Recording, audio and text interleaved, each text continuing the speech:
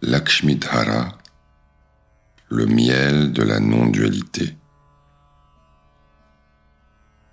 Hommage à Krishna, être de félicité sans fin, incarnation de tout ce qui est bon pour le monde, à lui qui, par les rayons de son regard, assèche l'océan de l'égarement de ceux qui lui rendent hommage.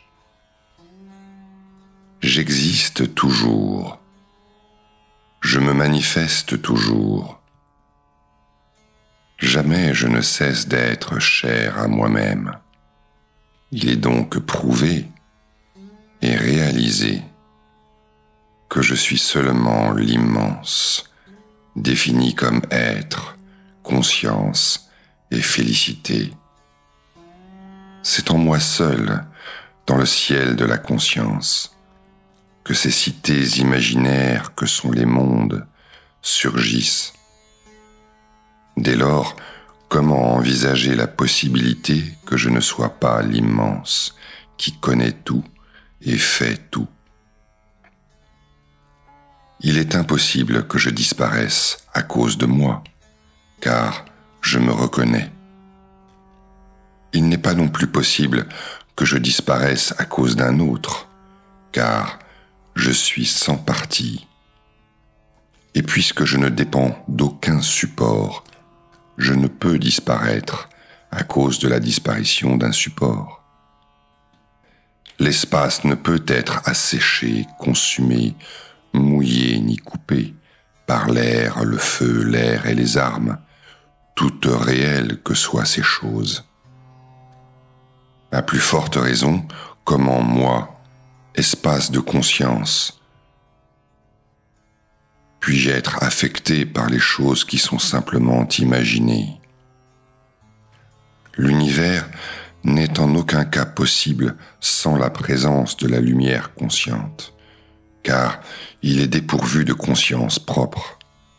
Or, je suis lumière consciente. Je suis donc universellement présent. De fait, rien n'existe en dehors du fait de se manifester dans la conscience. Ce qui est dépourvu de conscience propre ne peut se manifester en dehors de la conscience. La relation des choses avec la conscience n'est pas possible en dehors d'une surimposition mutuelle. Je suis donc non-duel. Je ne suis pas le corps, ni les organes. Je ne suis pas le souffle, ni le mental, ni l'intellect, car ils sont englobés dans ce qui est de l'ordre du mien. Et parce qu'ils sont dans le domaine de je, des pensées objectives. Je suis le témoin de tout. Je suis l'essence de tout. Je suis cher à chacun. Je ne suis jamais le moi factice, car ce dernier est envahi par les transformations, les limitations et les douleurs.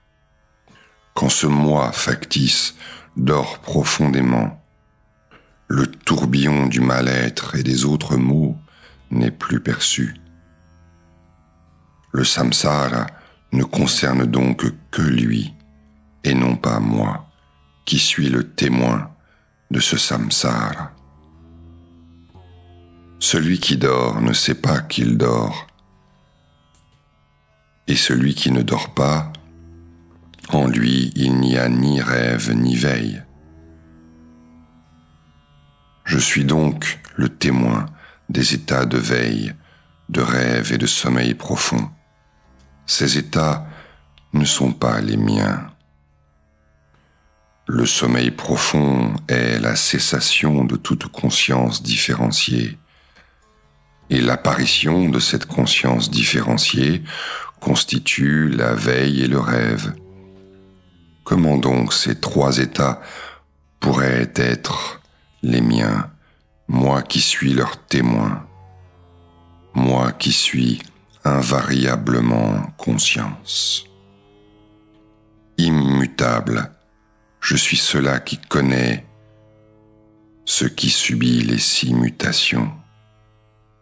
Autrement, la réflexion a posteriori sur ces mutations serait impossible. De fait, une chose mutable disparaît et réapparaît à chaque instant sous une autre forme. Comment donc une telle chose pourrait être cela qui fait retour sur les mutations subies? Et nul n'est capable de percevoir sa propre naissance ou sa propre destruction, car la naissance et la destruction sont respectivement le moment antérieur à la naissance, où par conséquent on n'existe pas encore, et le premier instant où l'on n'existe plus. Dire « je ne me manifeste plus », je ne suis plus conscient, c'est là une affirmation qui a une seule et unique source, la lumière de la conscience.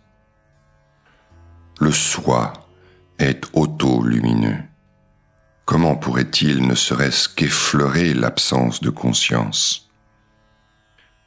Et pourtant, cette chose apparaît bel et bien, cette énigme animée par le manque de réflexion. Elle apparaît tel un brouillard dans le ciel de la conscience. Du moins, jusqu'à ce que le soleil de la réflexion se lève.